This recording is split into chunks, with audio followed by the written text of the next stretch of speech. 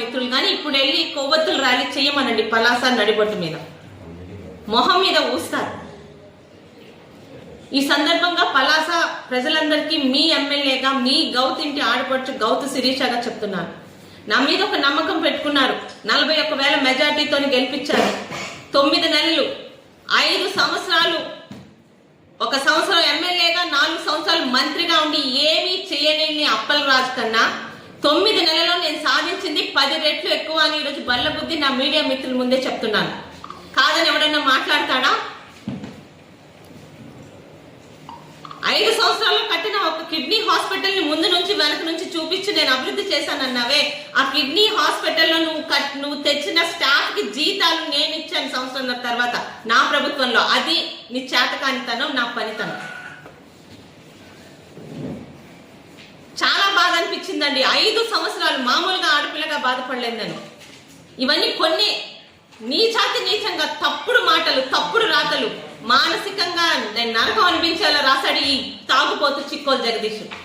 ఇవాళ రమ్మనండి, వీడొస్తాడో, వీడి చేత చెత్త రాతలు రాయించిన ఆ మాజీ పశువు అప్పలరాజు వస్తాడో, కోర్టు దగ్గరికి వెళ్ళి మీరు చెప్పింది కూడా తప్పే, కోర్టు ముందు ఆ రోజు సపోర్ట్ చేసిన మీడియా మిత్రులందరికీ ఈరోజు వెళ్ళి కొవ్వొత్తులు పట్టుకొని ర్యాలీ చేయమనండి. సిగ్గుండాలండి. ఈరోజు నేను మాట్లాడుతుంది, నేను పౌరుషంగా మాట్లాడుతుంది ఆ తప్పుడు ఛానల్స్ గురించి, ఆ తప్పుడు పేపర్ల గురించి. మీడియా అంటే ఒక గౌరవం ఉండేది. పేపర్ వాడంటే నిజాలు రాస్తాడు, ప్రజల తరపు నుంచి మాట్లాడతాడని. ఈ రోజు ఒక ఎమ్మెల్యేగా ఉన్నాను, ఆ రోజు ప్రతిపక్ష నాయకులుగా అప్పుడు ఒకే మాట చెప్తున్నాను. ప్రశ్నించండి. అమ్మ శిరీషమ్మ, నువ్వు పలానా ఊరికి రోడ్డు 6 నెలల్లో వేస్తా ఉన్నావు, 6 నెలలైంది ఇంకా వేయలేదని ప్రశ్నించండి. పలానా వార్డులోని ఇంకా మురికి కాలువలు ఉన్నాయి, అక్కడ నీళ్లు రావట్లేదు, అక్కడ ప్రజలు బాధపడుతున్నారని ప్రశ్నించండి. ఛాలెంజింగ్ గా తీసుకొని పనిచేసి ఆ సమస్యను పరిష్కరించి మీకు చూపిస్తాను. అంతేగాని ఇంకా కొంతమంది ఉన్నారు, ఇది ఒక్కడే కాదండి, పేరుకేమో కమ్యూనిస్ట్ పేపర్లను పెట్టుకుంటారు, అబద్ధాలు రాసుకొని ఉంటారు, బ్లాక్ మెయిల్ రాజకీయాలు చేస్తారు. ఆ 5 సంవత్సరాలు భయపడలేదు, ఈ రోజు భయపడలేదు. ఎందుకంటే 100 మందిలో దాదాపు 80% వెధవలున్నా నీతి నిజాయితీగా రాసే కొంతమంది అయిన పత్రికలు ఉన్నారు, మీడియా ఉంది కాబట్టి ఈరోజు తెలుగుదేశం కానీ, జనసేన కానీ, బీజేపీ కానీ మళ్ళీ అధికారంలోకి వచ్చింది. 5 సంవత్సరాలు అబద్ధాలే పునాదిగా ఈ 4-5 పత్రికల్లో అప్పలరాజు నన్ను మానసికంగా ఇబ్బంది పెడుతూ గౌతు కుటుంబం మీద కూడా తప్పుడు రాసిచ్చాడు. ఏమైంది? ఏమన్నా జరిగిందా? నీకు 18,000 మెజార్టీ ఇస్తే గౌతు ఆడబిడ్డకి ఈరోజు 41,000 మెజార్టీ ఇచ్చారు.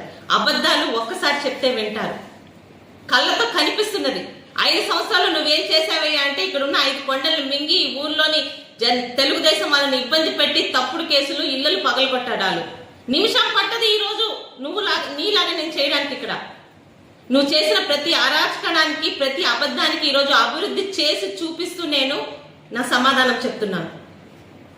ఈ రోజు కూడా ఆయనకి 2 లక్షలు ఫైన్ వేశారని కాదు, 2 లక్షలు అవ్వచ్చు, 2 కోట్లు అవ్వచ్చు, 2,000 కావచ్చు. కానీ ఈ తాగుబోతు తప్పుడు పని చేశాడు అని ఈరోజు కోర్టు నమ్మి వీడికి శిక్ష వేసింది.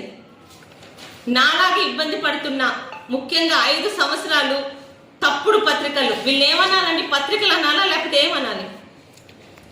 చిన్న పెద్ద ఎప్పుడు కాదు, మనం రాసే నిజాలు బట్టి ఆ పత్రిక హుందాతనం పెరుగుతుంది. నేను ఏ రోజు సాయంత్రం పత్రికలు, ఉదయం పత్రికలను భేదాలు చూపించలేదు. నిజాయితీగా రాసే పత్రికలు సాయంత్రమో ఉన్నాయి, ఉదయమో ఉన్నాయి. కానీ ఒకటే పునాది పెట్టుకొని ఒక మన చిక్కోలు, ఒక దశ లేని దిశ, ఇంకో ఏదో దాదాపు మనమో జనమో ఏదో ఉంది. ఈ 3 పత్రికలు పెట్టుకొని తప్పుడు వార్తలు రాసుకొని వెళ్ళారు. అయినా భరించాను. ప్రజలకు నిజం ఏంటో తెలుస్తుంది అనుకున్నాను. ఆ ప్రజలే ఈరోజు నన్ను గెలిపించారు. మీ ద్వారా చెప్పేది ఒక్కటే, కాకపోతే కోర్టులకు వెళ్తే కొంచెం ఆలస్యం అవుతుందేమో, న్యాయం కానీ ఖచ్చితంగా జరుగుతుంది. ఒక ఆడపిల్లగా ఈరోజు 3 సంవత్సరాల పోరాటానికి, 2022 నుంచి చేస్తున్న పోరాటానికి కోర్టు ఈరోజు తీసుకున్న నిర్ణయానికి చాలా సంతోషంగా ఉంది.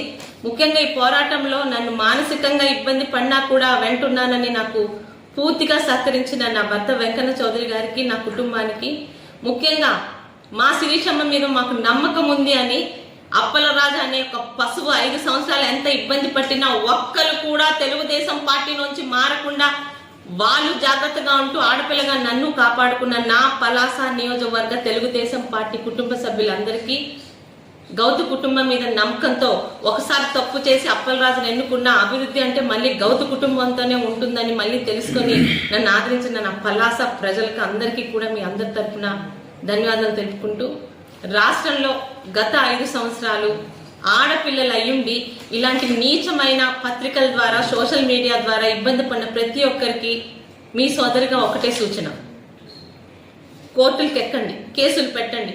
సంవత్సరం అవ్వచ్చు, 2 సంవత్సరాలు అవ్వచ్చు, 3 సంవత్సరాలు అవ్వచ్చు, ఖచ్చితంగా న్యాయం జరుగుతుంది.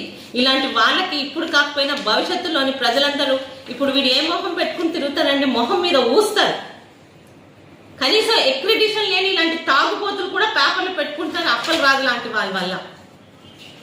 ఇక్కడున్న మీడియా సోదరులు కూడా నేను ఒకటే విన్నపం: నన్ను ప్రశ్నించండి, నేనేమన్నా చేయకపోతే రోజు పేపర్లు చూస్తాను. పలానా దగ్గర రోడ్డు లేదు, ఇది లేదంటే వెంటనే నా స్టాఫ్కి నేను మాట్లాడతాను. ఎంఆర్ఓ గారితో మాట్లాడండి, ఎంపీతో మాట్లాడండి, లేకపోతే ఆర్ఎన్బితో మాట్లాడండి. అవన్నీ మీరు పేపర్లో రాసిన ప్రతి సమస్యల్లోని నేను పరిష్కారం దిశగా వెళ్తాను తప్పితే దయచేసి ఇలాంటి వెధవలు చేసినట్టు తప్పుడు వార్తలు రాసి మానసికంగా ఇబ్బంది పెట్టద్దని చెప్తూ, ఇక్కడికి విచ్చేసిన ప్రతి ఒక్క మీడియా సోదరుడికి, మొన్న ఎన్నికల్లో మీలాగా నిజాయితీగా ఉన్న కొంతమంది మీడియా సోదరుల వల్లే నేను గెలుపొందానన్న నమ్మకం ఉంది.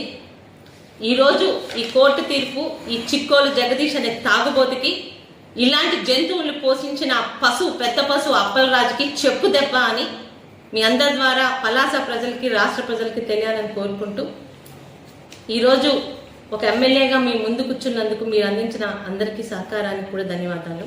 జై తెలుగుదేశం.